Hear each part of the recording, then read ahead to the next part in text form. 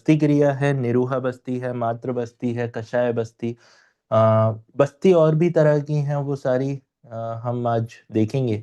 इसके अलावा जो कषाय धारा होता है, शीर धारा होता है, या क्षार कर्म है, या क्षार सूत्र है, या मूर्धनी है, ये सारी प्रोसेस क्या होती हैं, आयुर्वेद में इनका क्या जिक्र है, या नेचुरोपैथी में कहाँ पे ये काम आती हैं, या पंचकर्म की ये कहाँ पे कौन सा पार्ट है, उस सब को आज के सेशन में हम डिस्कस करने वाले हैं। और आई होप अभी तक आपको जितना भी मैंने बताया है सारा कुछ अच्छे से समझ में आया होगा। और किसी भी तरह का कोई डाउट है तो आपके पास अभी समय है, आप पूछ सकते हैं। ठीक है।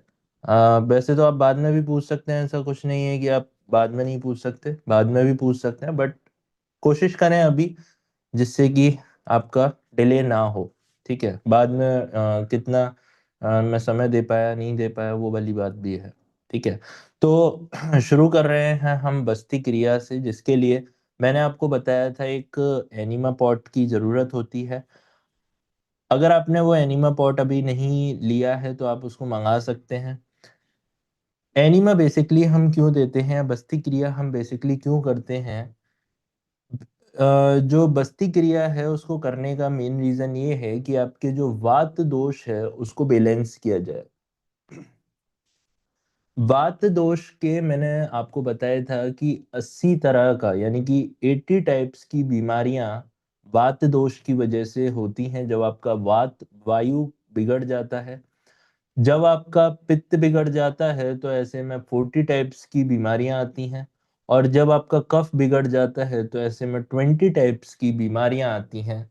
और अकेली वात नहीं बिगड़ेगा, कभी कभी वात और पित्त दोनों ही बिगड़ जाते हैं, कभी पित्त और कफ दोनों बिगड़ जाते हैं, कभी वात और कफ दोनों बिगड़ जाते हैं, और कभी ये तीनों ही बिगड़ जाते हैं, वात पित्त और कफ। तो सोचिए, परमुटेशन एंड कॉम्बिनेशन लगा के अगर ये सारी बीमारियां होती हैं तो कितनी तरह की बीमारियां आपके शरीर के अंदर हो सकती हैं।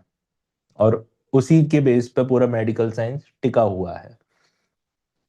तो इसमें क्या करते हैं, एक एनिमा पॉट है, मैं आपको शो करता हूँ वो किस तरह का होता है।